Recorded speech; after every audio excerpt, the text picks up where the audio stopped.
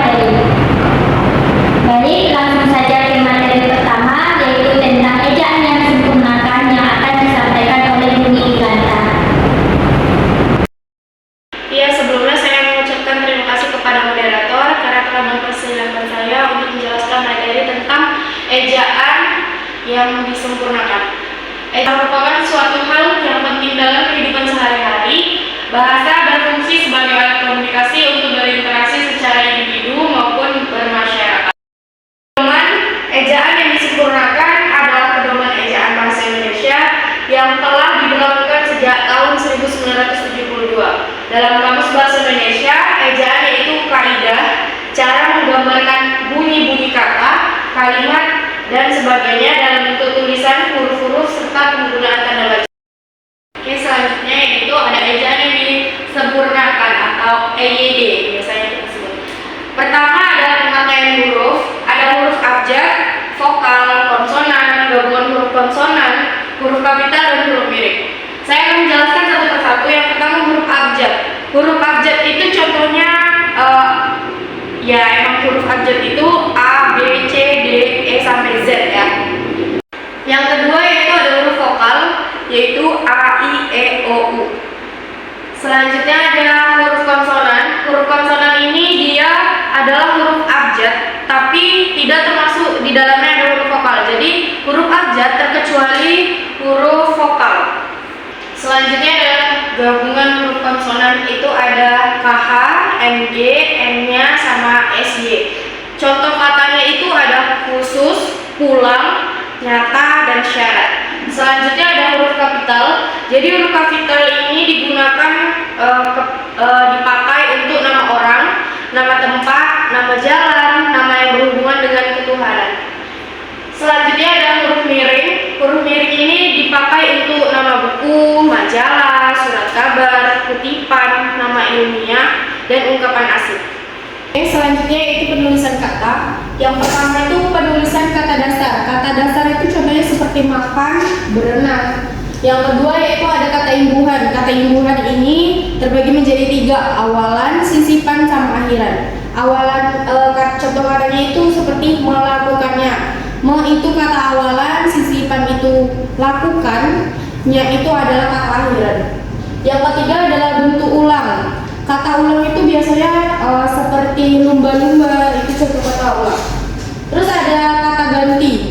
Kata ganti itu seperti ada ku, mu, samanya, milikku, milikmu, miliknya. Selanjutnya itu ada kata depan.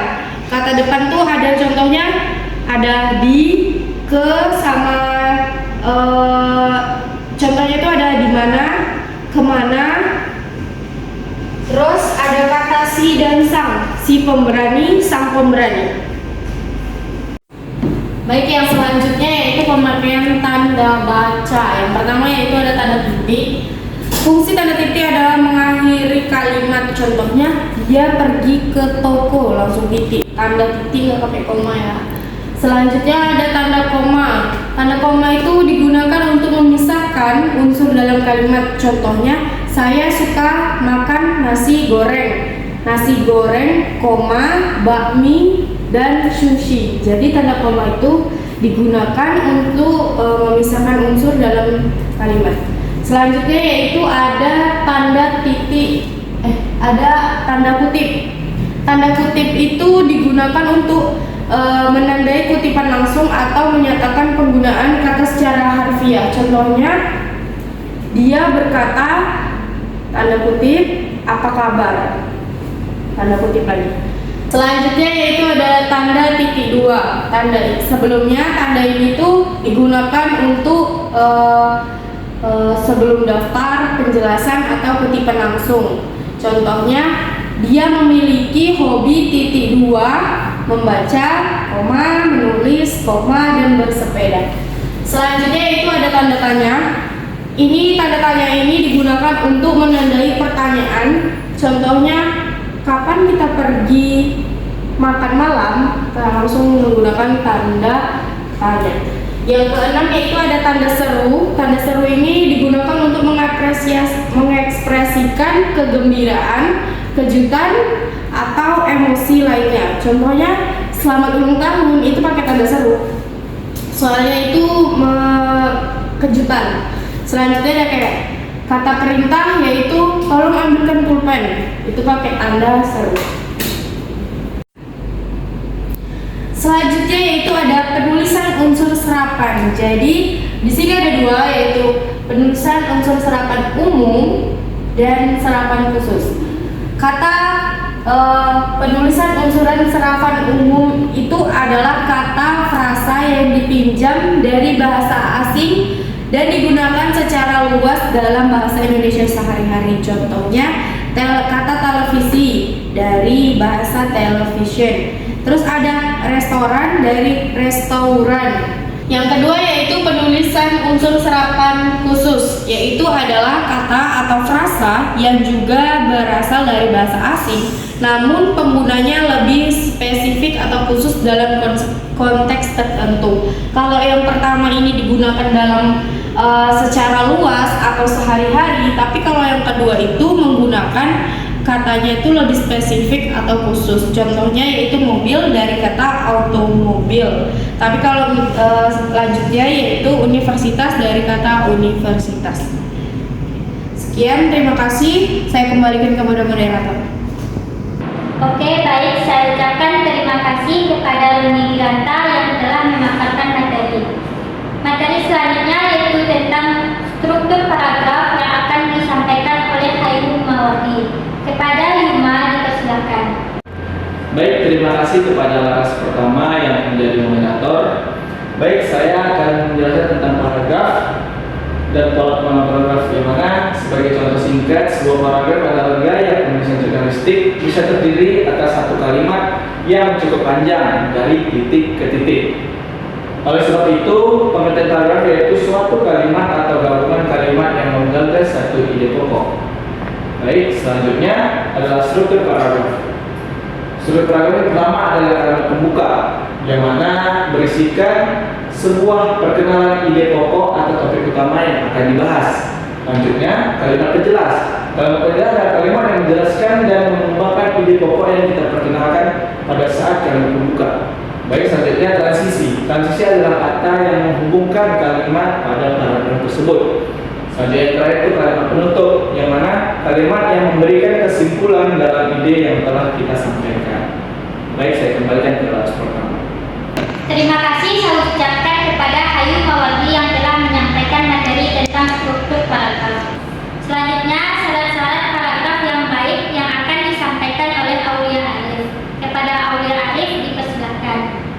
Syarat paragraf yang baik. Yang pertama, kesatuan, yaitu paragraf yang harus dibangun dengan satu pikiran yang jelas. Yang kedua, kepaduan. Kepaduan terwujud dari hubungan kompak antar kalimat pembentuk paragraf. Yang ketiga, kelengkapan. Paragraf yang dikatakan lengkap jika berisi kalimat-kalimat penjelas yang cukup untuk menunjang kalimat pokok. Baik, terima kasih saya ucapkan kepada Aulia Arif yang telah memaparkan materi tentang syarat-syarat paragraf yang baik. Materi selanjutnya yaitu tentang jenis-jenis paragraf yang akan disampaikan oleh Ana Anati. Kepada Ana saya persilakan. Baik, terima kasih kepada moderator. Laras pertama di sini saya akan menjelaskan mengenai jenis-jenis paragraf. Yang pertama, paragraf deskripsi. Paragraf deskripsi yaitu paragraf yang menceritakan atau memaparkan sesuatu secara jelas. Yang kedua, paragraf eksposisi. Paragraf eksposisi yaitu paragraf yang memaparkan sesuatu secara jelas. Yang ketiga, paragraf narasi. Paragraf narasi adalah paragraf yang menceritakan suatu kejadian atau peristiwa yang di dalamnya terdapat subjek, pelaku, waktu kejadian, serta alur cerita. Yang keempat, paragraf argumentasi.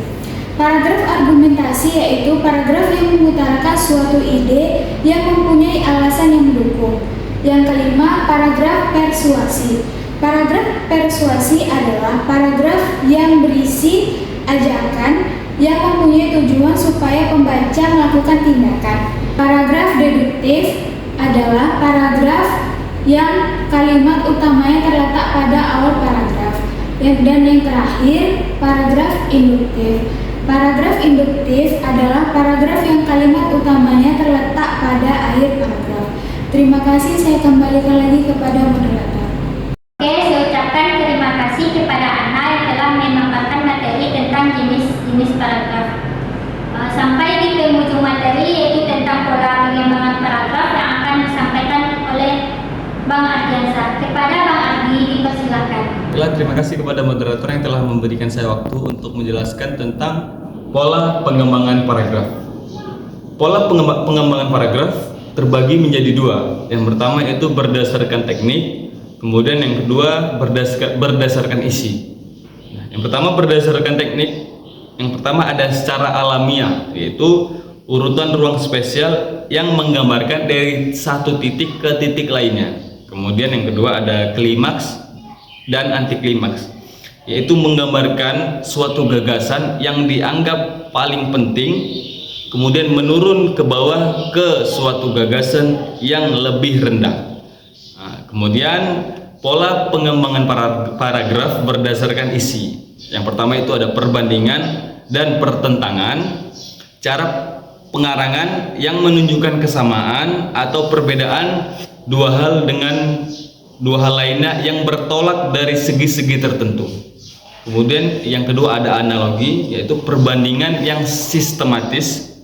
Kemudian ada contoh-contoh, sebab dan akibat, definisi luas yaitu keterangan atau istilah terhadap suatu hal. Kemudian yang terakhir ada klasifikasi, yaitu proses suatu pengelompokan. Mungkin ini saja yang dapat saya sampaikan. Sekian dan terima kasih, saya kembalikan ke moderator. Terima kasih saya ucapkan kepada Bang Ardi yang telah menyampaikan materi terakhir, yaitu tentang pola pengembangan paragraf.